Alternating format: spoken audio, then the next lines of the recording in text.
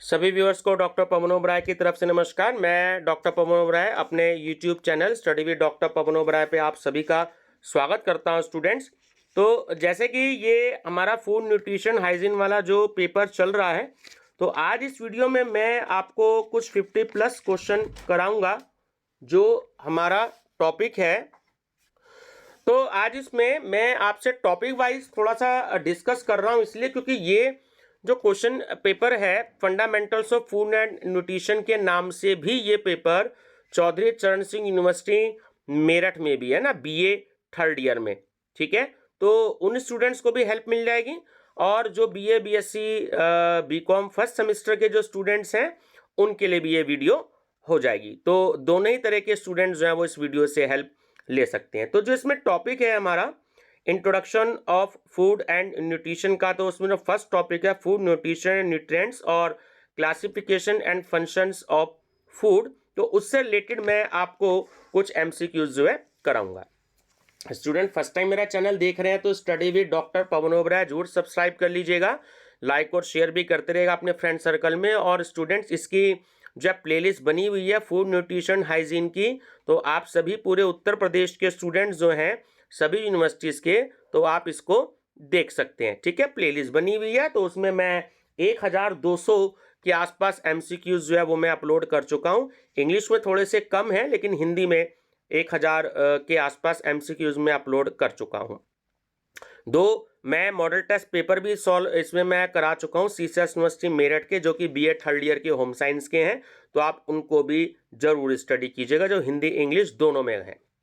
चलिए, तो first question है कि मनुष्य द्वारा अपने आहार तथा पोषण के संदर्भ में व्यवस्थित अध्ययन करने के लिए किस विज्ञान को विकसित किया गया है? तो वो है हमारा आहार एवं पोषण विज्ञान। आहार की आवश्यकता, महत्व तथा आहार की मात्रा एवं गुणात्मकता आदि का व्यवस्थित अध्ययन किया जाता है। तो इसका आंसर भी है आपका बी कि आहार एवं पोषण विज्ञान में। व्यूवर्स, ये जो ब्लैक कलर के बोर्ड हो रखे हैं ये आप पे करेक्ट आंसर है, क्योंकि बच्चे एक्चुअली पीडीएफ फाइल मांगते हैं, तो इस वजह से ये मैंने आंसर जो है वो साथ के साथ ही लगा रखे हैं इसमें। ठीक है, या मैं किसी बुक से पढ़ाता हूँ या मैं अपने क्वेश्चंस बनाता हूँ, तो मैं आंसर जो है वो साथ के साथ इसलिए लगा देता हूं ताकि जब पीडीएफ फाइल बच्चे परचेज करते हैं तो एग्जाम टाइम में उनको रिवीजन हो जाए, ताकि लास्ट के पेज अपने मोबाइल या लैपटॉप पे उनको बार बार ना देखने पड़ जाए। ठीक है ना, जब ऑप्शन उस समय पे लगे होते हैं तो बड़ी प्रॉब्लम होती है उस समय बच्चों को। चलिए, नेक्स्ट है आहार के कार्यों एवं परिणामों तथा आहार के पोषक तत्वों की कमी या अभाव के परिणामों का व्यवस्थित अध्ययन किया जाता है। तो इसका आंसर भी है आहार एवं पोषण विज्ञान में। खाद्य सामग्री की पौष्टिकता पर पाक क्रिया के प्रभावों तथा खाद्य सामग्री के संरक्षण आदि की व्यवस्थित अध्ययन किया जाता है। तो आदि का व्यवस्थित अध्ययन किया जाता है, इसका आंसर भी है आपका आहार एवं पोषण विज्ञान में। उस विज्ञान को क्या कहते हैं जिसके अंतर्गत मनुष्य द्वारा ग्रहण किए जाने वाले आहार तथा ग्रहण किए जाने वाले आहार के परिणाम स्वरूप होने वाले पोषण का व्यवस्थित एवं बहुपक्षीय अध्ययन किया जाता है। तो इसका आंसर भी स्टूडेंट्स है आहार तथा पोषण विज्ञान। एक्चुअली मैं आपको एक रीजन बता दूं स्टूडेंट्स कि ये मैं आपके बीए थर्ड ईयर के इससे क्यों मैं बुक से स्टडी करा रहा हूं आपको, वो इसलिए करा रहा हूं क्योंकि इसमें जो क्वेश्चंस हैं वो टॉपिक वाइज हैं और पूरा डिटेल में दे रखे हैं, क्योंकि ये पेपर सीसीएस यूनिवर्सिटी मेरठ में होम साइंस में भी है, तो इसलिए टॉपिक वाइज भी मैं इसमें आपको ये क्वेश्चंस करा रहा हूं ताकि आपकी अच्छी प्रिपरेशन हो जाए। और जो टीजीटी पीजीटी की भी स्टूडेंट्स तैयारी कर रहे हैं तो उनके लिए भी ये क्वेश्चंस बहुत ही ज़्यादा इंपॉर्टेंट है। आहार एवं पोषण विज्ञान उपयोगी है, तो वो देखिए सैद्धांतिक तथा व्यवहारिक दोनों रूपों से उपयोगी है। आहार एवं पोषण विज्ञान के अंतर्गत अध्ययन किया जाता है, तो आहार के मुख्य कार्यों का भी किया जाता है, आहार के आवश्यक तत्वों का भी किया जाता है और पोषक तत्वों के स्रोतों का भी किया जाता है। तो डी ऑप्शन इसमें करेक्ट है इन सभी का।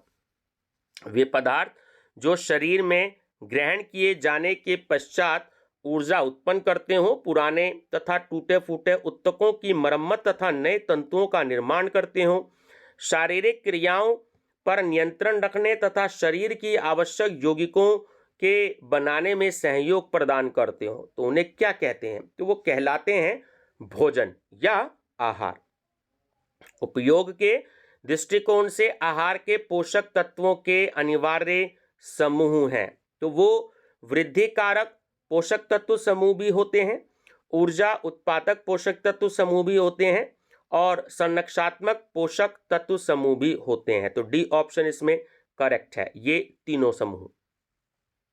आहार ग्रहण करने, उसके पाचन तथा पोषक तत्वों के अवशोषण का परिणाम होता है, तो होता है व्यक्ति का पोषण होना।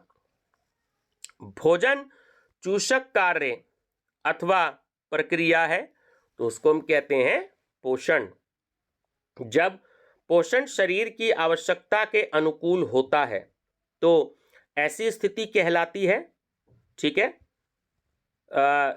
देखिए ये आंसर जो है बिल्कुल सही है, सुपोषण। जब प्रतिकूल वर्ड होता अनुकूल की जगह, तो वहां आंसर होता कुपोषण, और अनुकूल वर्ड है शरीर की आवश्यकता के, तो वो होगा सुपोषण। पोषण के उस स्थिति को क्या कहते हैं जिसमें व्यक्ति का मानसिक एवं शारीरिक संतुलन बना रहता है तथा व्यक्ति में आयु के अनुसार उसकी कार्य क्षमता हो, तो उसको हम कहते हैं सुपोषण।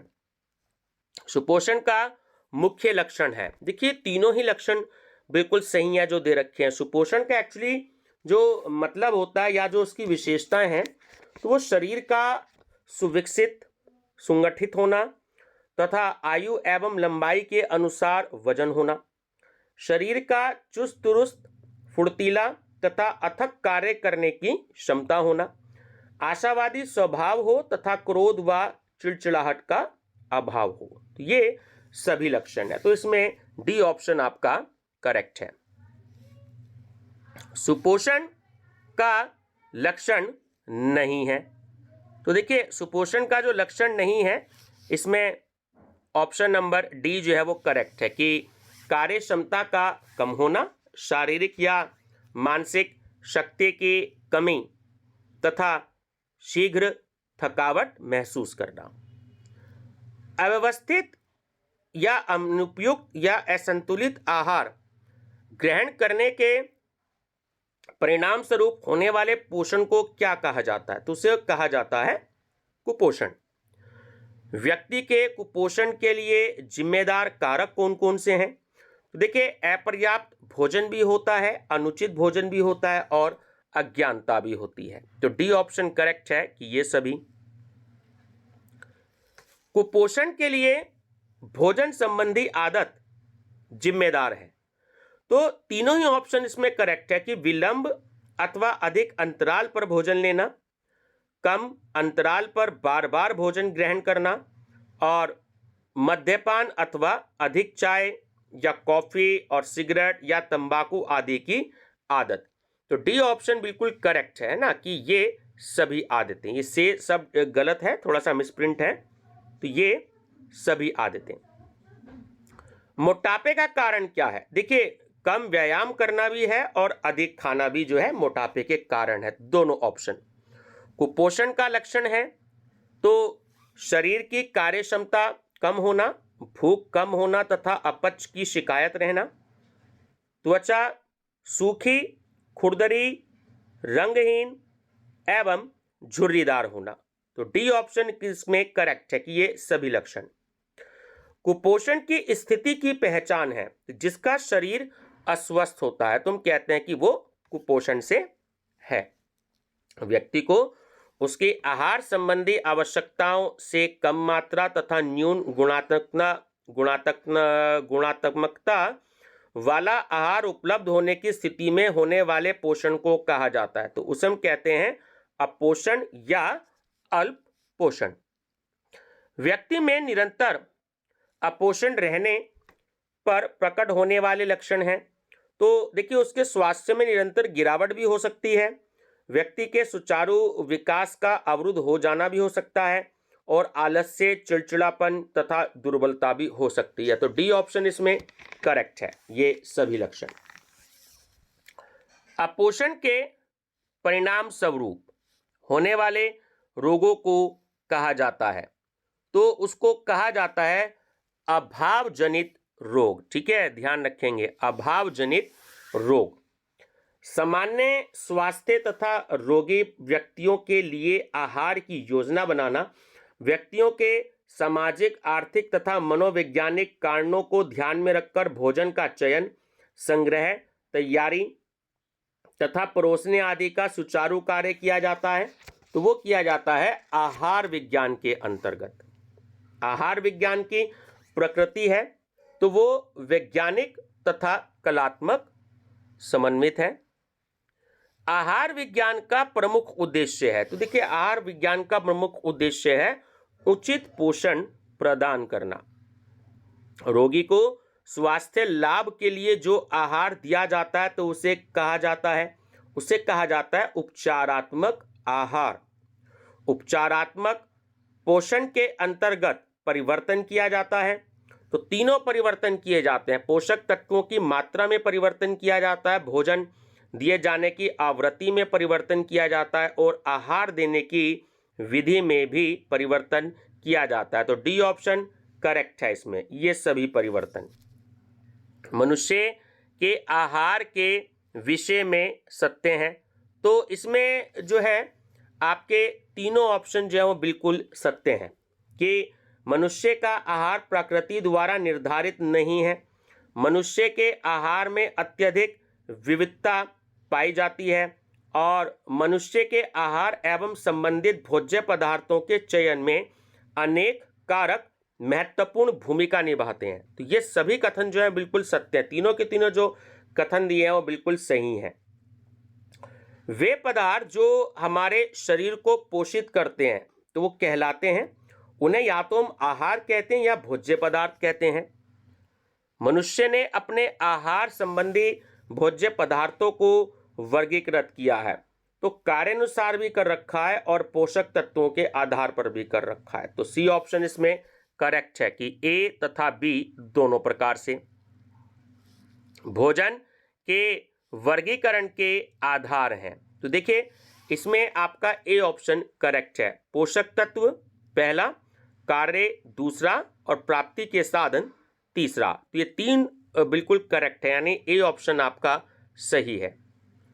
कार्यानुसार भोज्य पदार्थों का वर्गीकरण है, तो इसमें भी तीनों बिल्कुल करेक्ट है कि निर्माणकारी भोज्य पदार्थ, शक्तिवर्धक, ऊर्जा प्रदान करने वाले भोज्य पदार्थ और नियामक या सुरक्षात्मक भोज्य पदार्थ, है ना। तो ये बिल्कुल सही है, बिल्कुल तीनों के तीनों।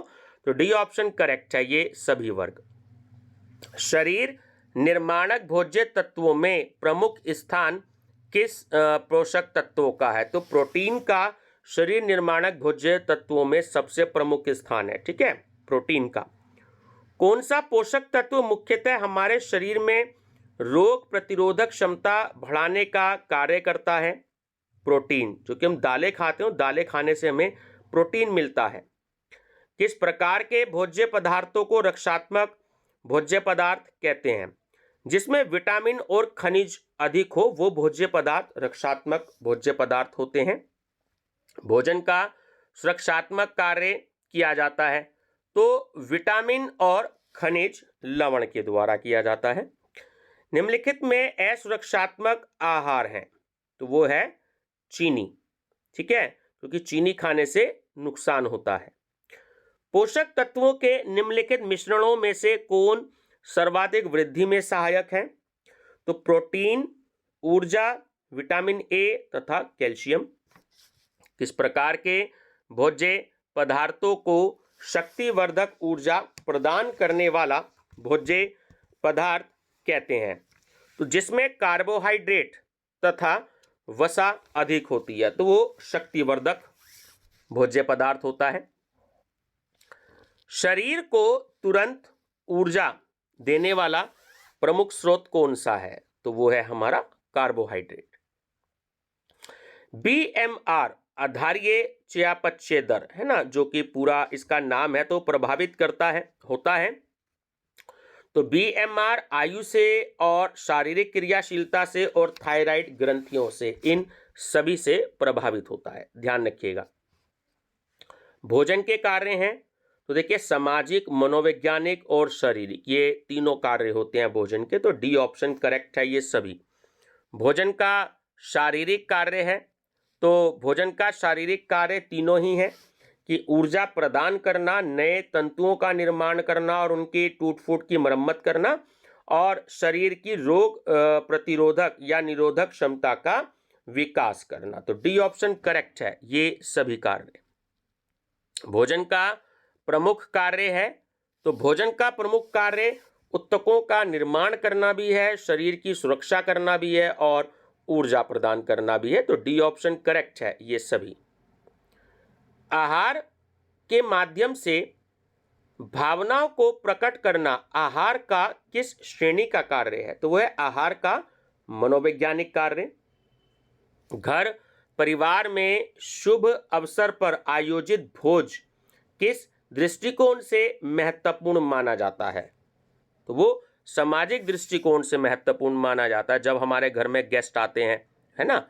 चलिए, शुभकामनाओं के साथ साथ उत्तम भोज्य पदार्थों का आदान प्रदान करना भोजन के किस वर्ग के कार्यों की ओर संकेत करता है? तो वो सामाजिकता संबंधी कार्य। भोजन के माध्यम से सामाजिक स्थिति एवं प्रतिष्ठा को दर्शाना भोजन के किस वर्ग के कार्य की ओर संकेत करता है? तो वो भी भोजन के सामाजिक कार्य की ओर संकेत करता है।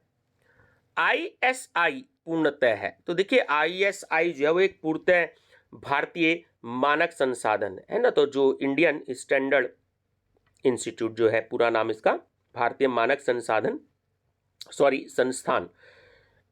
FSSAI का विस्तृत रूप है, यानी कि पूरा नाम आपसे पूछ रहा है FSSAI। तो ये खाद्य पदार्थों की गुणवत्ता से, क्वालिटी से रिलेटेड होता है ये। तो पूरा इसका नाम है फूड सेफ्टी व standards authority of India. Food safety व, ठीक है, standards authority of India. ICMR के द्वारा कितने भोज्य समूह दिए गए हैं? 6। व्यक्ति एक दिन में जितना भोजन ग्रहण करता है, भोजन की वह मात्रा उस व्यक्ति का एक दिन का डैश कहलाती है। तो वो आहार कहलाती है। स्वास्थ्य का उत्तरदायित्व है तो देखिए वो व्यक्ति पर भी होता है, परिवार पर भी होता है और राष्ट्र पर भी होता है। तो डी ऑप्शन करेक्ट है इन सभी पर। शरीर में भोज्य पदार्थों के टूटने तथा नए पदार्थ की निर्माण प्रक्रिया कहलाती है। तो उसे हम कहते हैं चयापचय। जब आहार में एक या एक से अधिक पोषक तत्वों की कमी या अधिकता रहती है तो इसे कहते हैं, तो इसे हम असंतुलित कहते हैं। विकसित देशों में कुपोषण के मुख्य कारण है तो वो है अति पोषण, विकसित देशों में, ठीक है, अति पोषण। तो व्यूअर्स ये 58 क्वेश्चन हैं। तो ये फूड न्यूट्रिशन हाइजीन के सिलेबस के अकॉर्डिंग भी हैं और BA थर्ड ईयर में जो CCS यूनिवर्सिटी मेरठ में आपका सब्जेक्ट है फंडामेंटल्स ऑफ फूड न्यूट्रिशन, तो उसके हिसाब से भी आपकी यूनिट नंबर 1 है। तो दोनों के हिसाब से ये क्वेश्चंस हैं। तो आप दोनों जो है चैनल जरूर सब्सक्राइब कर सकते हैं, study with doctor Pawan Oberoi, और उसमें आप प्लेलिस्ट विजिट कर लीजिएगा क्योंकि ये सारे के सारे क्वेश्चंस आपको जो है उसी प्लेलिस्ट में मिलेंगे। ठीक है व्यूअर्स, थैंक यू।